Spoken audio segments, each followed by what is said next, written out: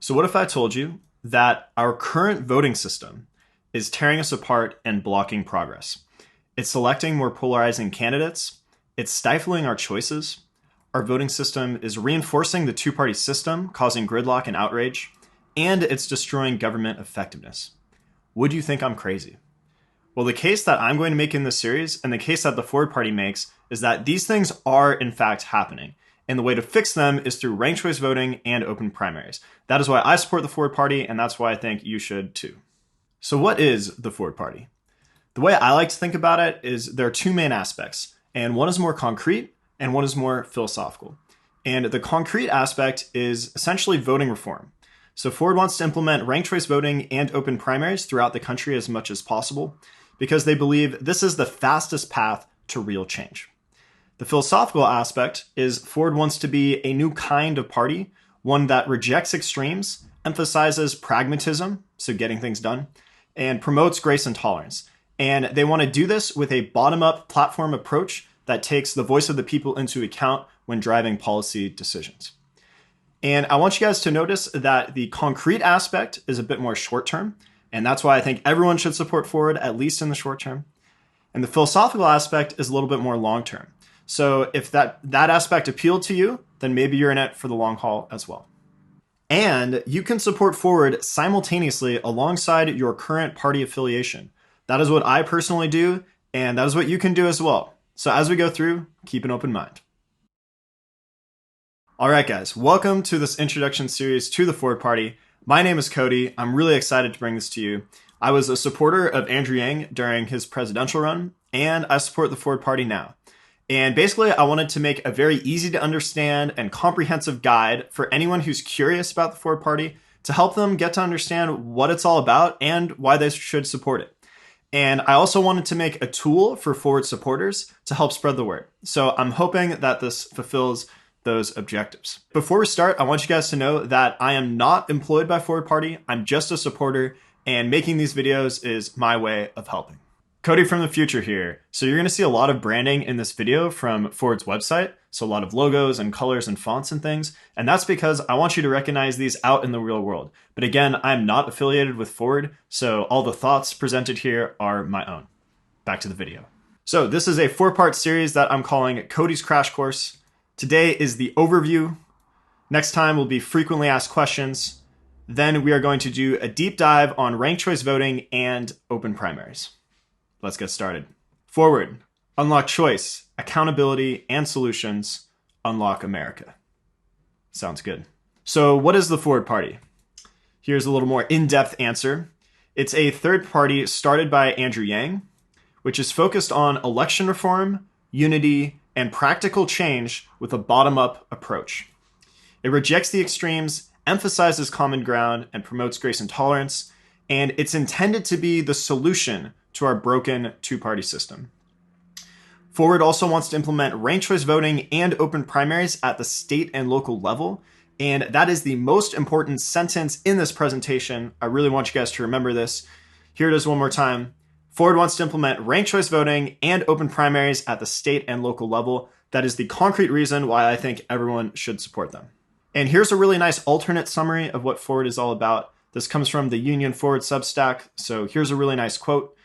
The Forward platform is a blueprint for ending the two-party system and rebuilding the two-way relationship between citizens and our government. This comes from Holden Collada. He's a young guy doing great work, and I will link to this Substack piece below, which is called What is the Forward Party's Platform? Check it out. So why is the Forward Party necessary? Why do you need to start a third party? So after his presidential run, Andrew Yang became convinced that our voting system is the root cause for many of our issues, especially polarization. And fixing our voting system, is the fastest path to real change. For more on this, first of all, keep watching. But second of all, you can check out Andrew Yang's book, or you can check out his podcast. Both are called Forward. Both are amazing. Now I have an analogy for you guys, and it's a little silly, but also important. So I want you to imagine that you have one of these. This is a Razr flip phone, maybe a little nostalgic for some of you. And I want you to imagine that your job is you have a never-ending list of text messages that you need to send every day. And those messages go out into the real world and they do important things. That's your entire job. You're trying to send as many of those as possible. The problem is you're using a flip phone. And if you've ever done this, you know it's super annoying, it's not intuitive, and it doesn't work very well. But today you could take a break from sending your important texts and you could go to the store and you could get a new phone. You could get one with a full keyboard, or you could get a smartphone. You could get a better tool for the job. And my question to you is, when should you upgrade this phone? So should you do that today? Or should you wait maybe a week? Or maybe you should never do it. Maybe your text messages right now are too important and you can never take time to go to the store. So when should we upgrade? I think there's a pretty clear answer to this. And the argument that I'm making and that the Ford Party is making is that we should upgrade right now. Because the sooner you upgrade, the sooner you increase your capacity to help more people in the future. And maybe you've connected the dots on this already, but those text messages are meant to represent passing meaningful legislation. And upgrading to a smartphone is meant to represent upgrading to ranked choice voting and open primaries. So please, let's upgrade to a smartphone right now. Why the name Forward? Well, there's a slogan from Andrew Yang's 2020 presidential campaign, which was not left, not right, but forward. And I personally always love this slogan because what it means is let's put aside the squabbles of left and right, and let's just find what are the best ideas that are going to help us, and let's get those implemented. So Forward is about solutions. It's about a positive vision for the change that we want to make. Now let's talk about the philosophical aspect of Forward a little bit more. So Ford believes that we can solve almost all our problems with common ground, practical solutions. You might be thinking, well, if it's that easy, why haven't we done that yet? Well, the problem is that plurality voting and closed primaries have been standing in the way of this. They've been feeding into our dysfunction. So we need to solve those first through ranked choice voting and open primaries to help this philosophical vision come to life. Ford also believes that we need to reject the extreme voices that are hijacking the political conversations. They're preventing progress and turning us against each other, ramping up polarization and dysfunction. And Ford wants to do all this using a bottom-up approach with feedback from the people to drive policy decisions. If this slide sounded interesting to you, this is actually going to be the focus of our next episode. Okay, now we're going to break down the concrete aspect of Forward.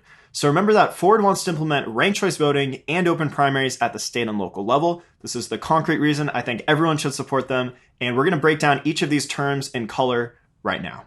Ranked choice voting. This was in the news a lot recently with the elections in Alaska with Sarah Palin. And actually, I did a couple videos on those. I'll link to those down in the description. You can go check those out. It was very interesting.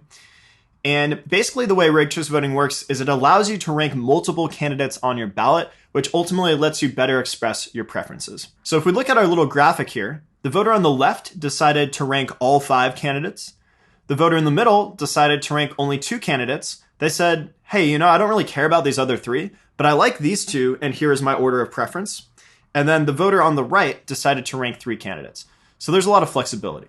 And I'm not going to explain the mechanism right now. We'll discuss that later. But the main thing I want you guys to remember from this video are the effects of ranked choice voting. And the number one most important effect is that it eliminates the spoiler effect. This is absolutely massive. And I have a little asterisk there because some purists will tell you that, well, there are some aspects where the spoiler effect is still kind of in play. And that's kind of true. But for simplicity, it eliminates the spoiler effect. So when you guys hear ranked choice voting, I want you to think no spoiler effect. Okay. And this has already been implemented in many places. So countries like Ireland and Australia have had this for a while with success.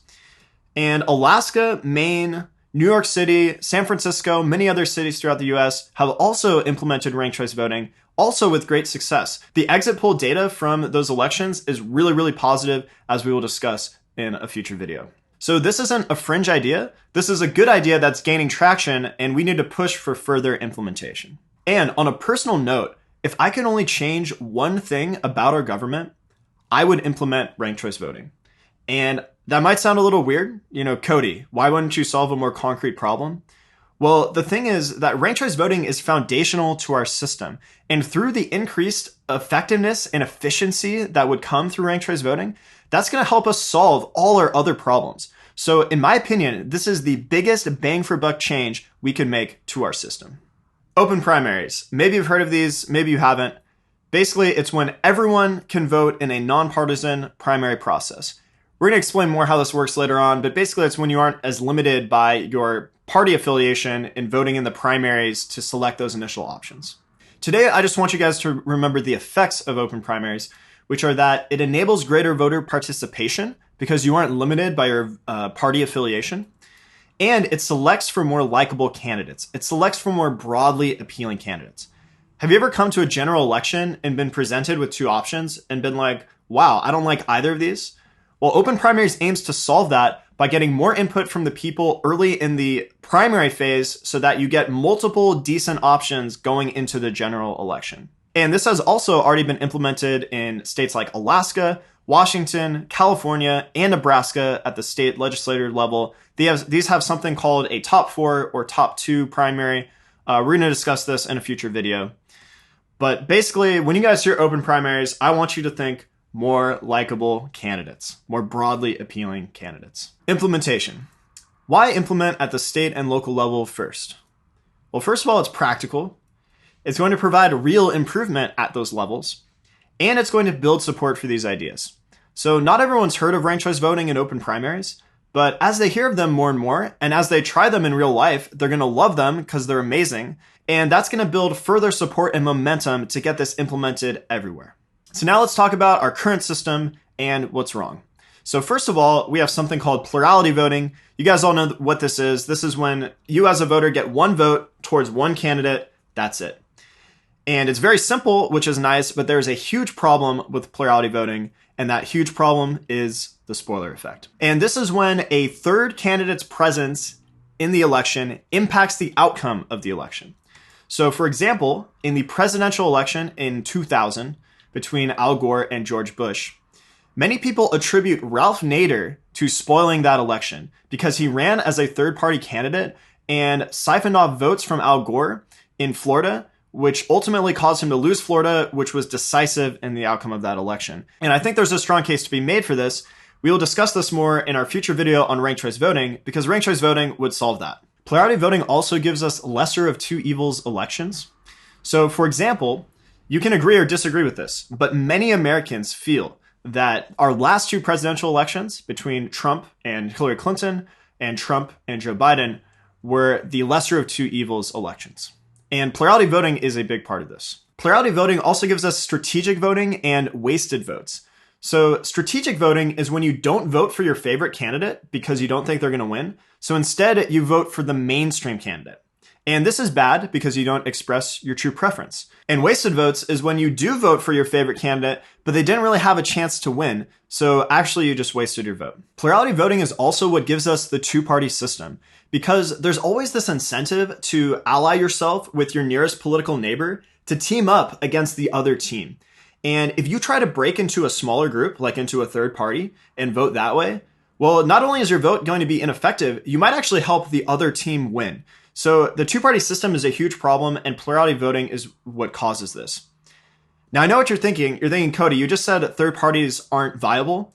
Well, the fourth party is different because the fourth party is aiming to solve these problems through ranked choice voting and open primaries. So built within its immediate goals is a way to remedy this system and make not only the fourth party viable, but also all third parties. In addition to plurality voting, we also have closed primaries under our current system in many states. Closed primaries are basically when you need to be a Democrat to vote in a Democratic primary, or you need to be a Republican to vote in a Republican primary. And ultimately, these limit voter participation and give us more polarizing candidates. And this is because Democratic candidates are going to appeal to the left-wing base of the population, and Republican candidates are going to appeal to the right-wing base of the population in their primaries. So ultimately what happens is we're selecting candidates that are more on the polls because candidate X was appealing to the left-wing base, candidate Y was appealing to the right-wing base, when in reality, perhaps someone more in the middle would have been a better fit for the broader population overall. So let's summarize everything we just went over that's wrong with our current system. We get more polarizing candidates. We get strategic voting, which is when you don't vote for your favorite candidate, you vote for the mainstream candidate. We get wasted votes, which is when you do vote for your favorite candidate, but they actually didn't have a chance to win. We get the spoiler effect. we get increased polarization, we get reduced government effectiveness, and we get an inability to course correct our system. So ultimately, if you boil all this down, basically our current system doesn't reflect the will of the people. But there are solutions, and those solutions are ranked choice voting and open primaries. And there are other good voting methods as well, by the way, but Ford is mainly focused on ranked choice voting. And these would get rid of the spoiler effect, would give us better options, would elect more likable candidates, would maximize our satisfaction with the ultimate outcome of those elections, would reduce negative campaigning, would provide incredible voter data because we get to see how every voter feels about all the candidates. This was a big part of those Sarah Palin videos I mentioned that I'll link to down in the description. Ranked choice voting and open primaries would let you vote for who you like the most. They would make third parties viable. They would decrease polarization. They would save money on runoff elections because you don't have to do that with ranked choice voting. They would increase government effectiveness, and ultimately they would increase our ability to course correct our government. And this is why I believe everyone should support the Ford Party. Put simply, if I had to boil down this entire presentation, America is broken. We have a lot of problems, but ranked choice voting and open primaries would address a root cause of these issues, would supercharge us for future progress, and would enable us to solve all those other problems. And this is why everyone should support Ford. Quiz. What is the one thing I wanted you to remember about the Ford Party? Do you remember? Ford wants to implement ranked choice voting and open primaries at the state and local level. Bonus questions. When you hear ranked choice voting, I want you to think no spoiler effect. And when you hear open primaries, I want you to think more likable candidates. Good job. Further questions. What about all the failed third parties in the past? Is this all about the 2024 presidential election? Won't you be a spoiler? We're going to answer all these questions and more in our next video. If you enjoy this video, please like, subscribe, hit the bell. But the best way to help me is to please send this video to your friends and family. I'm just starting this YouTube channel, so I don't have much footing. And the only way anyone is going to see this is if you guys help me out and send it to people you know. Send it to your friends, share it on social media, all that good stuff.